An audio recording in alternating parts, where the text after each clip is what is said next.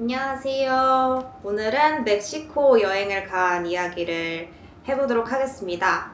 제가 저번 시간에 어느 나라를 여행 주제로 할지 고민이라고 영상을 올렸는데 언니가 멕시코 얘기를 하면 어떻겠냐고 제안을 했어요. 제가 거기에 멕시코는 생각도 안 하고 있었더라고요. 멕시코도 언니랑 같이 여행을 간 나라 중에 하나인데요. 우선 멕시코는 한국이랑 굉장히 거리가 멀어요. 한국에서 멕시코까지 비행기로 18시간이 걸려요.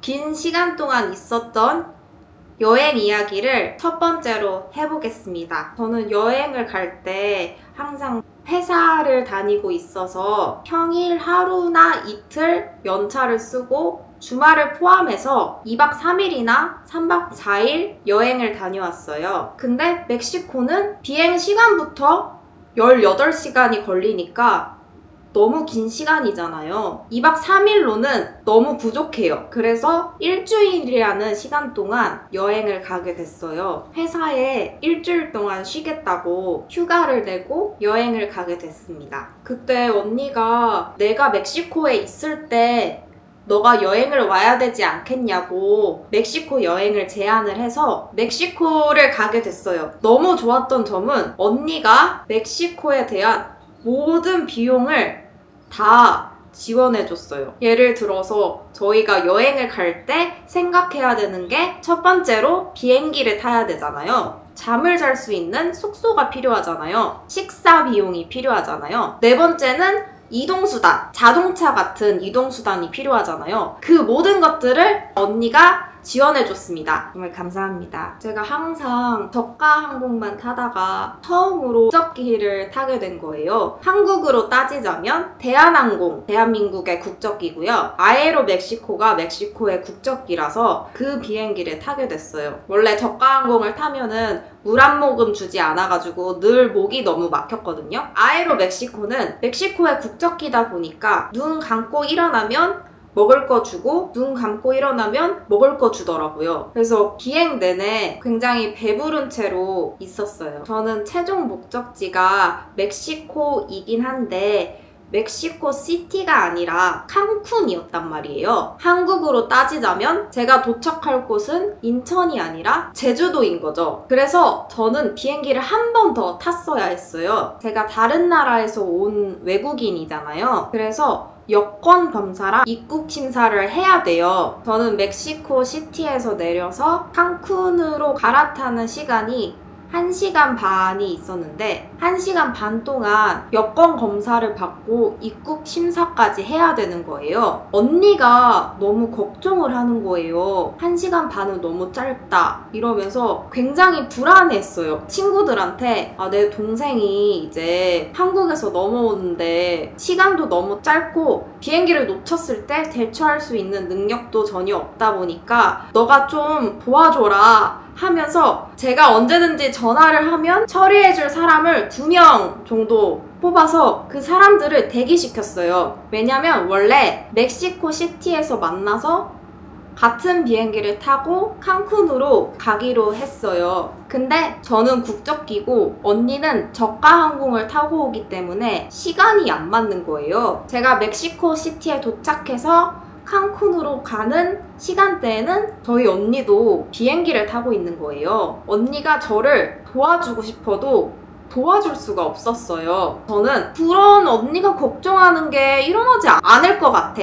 이게 첫 번째 마음이었고 두 번째 마음은 내가 잘할 수 있을 것 같은데? 라는 생각이었어요. 왜냐면 저도 성인이고 그 정도는 아무리 언어가 안 통하고 아무리 다른 나라여도 내가 그거 하나 못할까? 라는 마음이 있었거든요. 근데 그거 하나 못했고요. 결국 언니 친구가 저를 도와줬어요. 결론만 얘기하자면 제가 비행기를 놓쳤어요. 저는 나름 최선을 다했거든요. 우선 1시간 반이라는 그 환승 시간이 너무 짧다고 언니가 걱정을 했거든요. 그래서 언니가 2가지 조언을 해줬어요. 첫 번째 조언은 비행기에 타면 한국 승무원을 찾아서 너의 상황을 말해라. 이거였어요. 제가 환승을 해야 되는데 그 시간이 1시간 30분밖에 없으니까 나를 빨리 내릴 수 있게 도와달라 이렇게 요청을 하라고 했어요. 근데 언어가 통하지 않으니까 한국인 승무원한테 요청을 해라 이렇게 말을 했었어요. 그래서 제가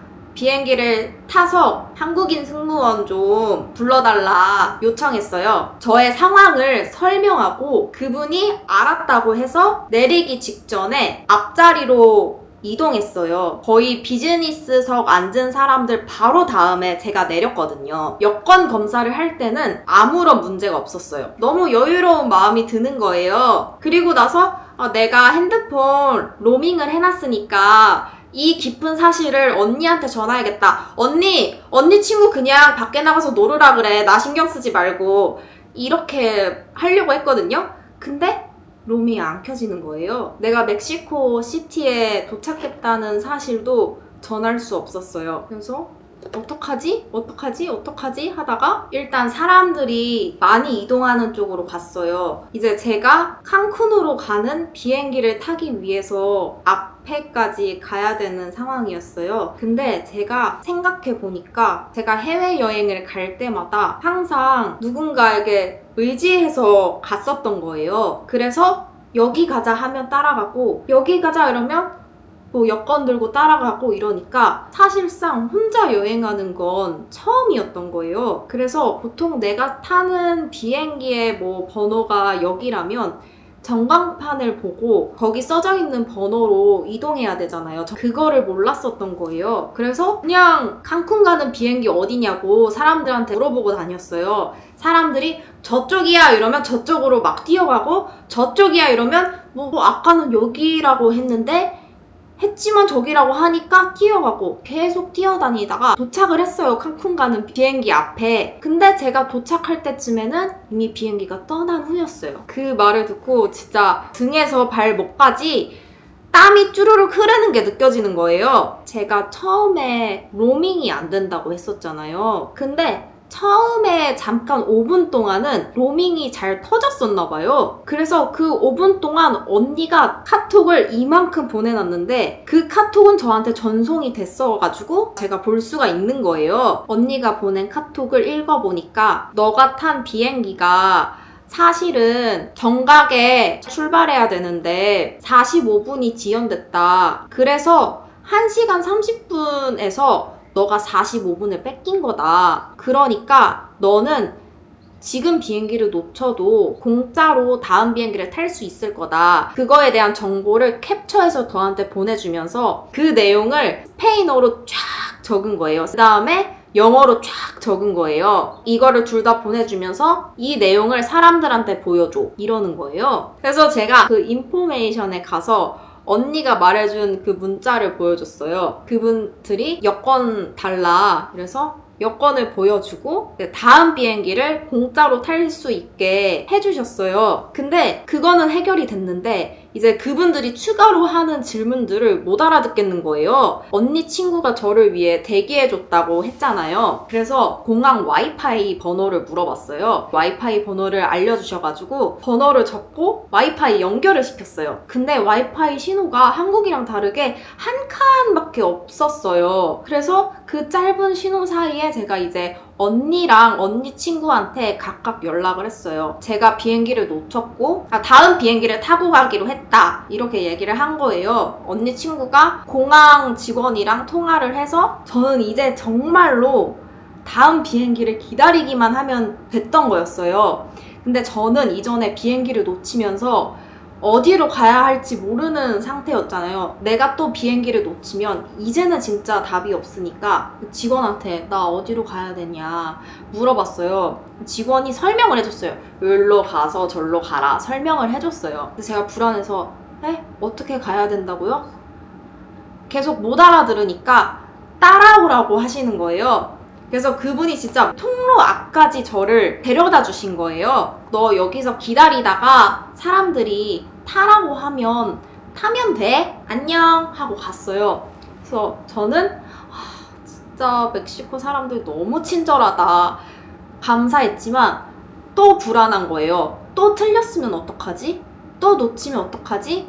불안해가지고 거기 있는 직원들한테 가서 제 비행기 표를 보여주면서 나 여기 갈 건데 여기가 맞아? 이렇게 물어봤어요. 그랬더니 맞다고 하는 거예요. 기다리면 된대요. 그래서 제가 거기 의자에 앉아서 기다리고 있었어요. 근데 계속 맞다 했는데도 제가 그 비행기에 놓쳤던 경험이랑 로밍이 안 됐던 경험, 이게 너무 충격이었는지 계속 불안한 거예요. 그래서 제가 의자에 앉아서 계속 바들바들 떨고 있으니까 제 앞에 앉아있던 외국인이 무슨 일이냐고 저한테 와서 물어보는 거예요. 근데 제가 나 지금 영어도 못하고 스페인어도 못한다. 근데 나 이게 맞는지도 모르겠다. 이렇게 얘기를 했어요. 그랬더니 그분이 그러면 내가 좀 도와줄게 하면서 비행기표를 가주려고 하는 거예요. 근데 제가 비행기를 뭔가 뺏긴다고 생각을 했는지 이거를 못 주겠는 거예요. 그래서 안 뺏기려고 꽉 잡으면서 있었던 기억이 있습니다. 지금 생각하면 좋은 분인데 굉장히 미안합니다. 그래서 그분이 제 비행기표를 결국 가져가서 아까 제가 물어봤던 그 직원한테 가서 아니 얘 영어도 못하고 스페인어도 못한대. 근데 자기가 가는 방향이 여기가 맞는지 궁금해한다. 이러면서 제 상황을 저보다 더 자세하게 설명해 주시는 거예요. 맞다 괜찮다는 저도 알아들었거든요. 그분이 정말 친절하게 야 내가 저 직원한테 물어봤는데 맞고 괜찮대 이러면서 전달해 주는 거예요. 그래서 감사합니다 이러고 다시 자리에 앉아서 기다렸어요. 기다리니까 마침내 비행 시간이 된 거예요. 이제 사람들이 다 타라고 하는 거예요. 그래서 이제 나도 가면 되겠구나 생각을 하고 이제 일어나려고 하는데 직원이 갑자기 저한테 걸어와가지고 너 이제 타면 돼. 만약에 A열이면 너 A열로 가. 너는 A열이야. 하면서 아예 그냥 모든 걸 다 알려주시는 거예요. 진짜 감사합니다. 이러면서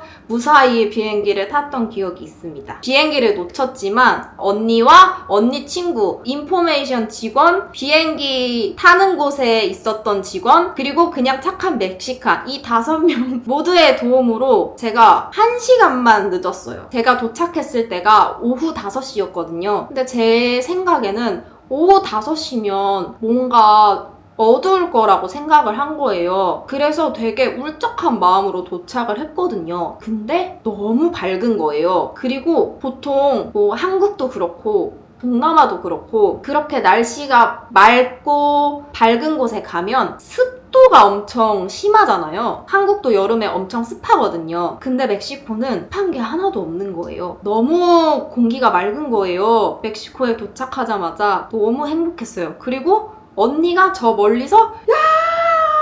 엄청 환호해주면서 달려오는데 굉장히 반갑고 행복했던 기억이 있습니다. 이렇게 스스로 여행을 가보고 싶었지만 많은 사람의 도움을 받고 도착한 멕시코 여행 1편이 끝났습니다. 다음에는 멕시코에 도착해서 어떤 경험을 했는지 이야기해보도록 하겠습니다. 봐주셔서 감사합니다.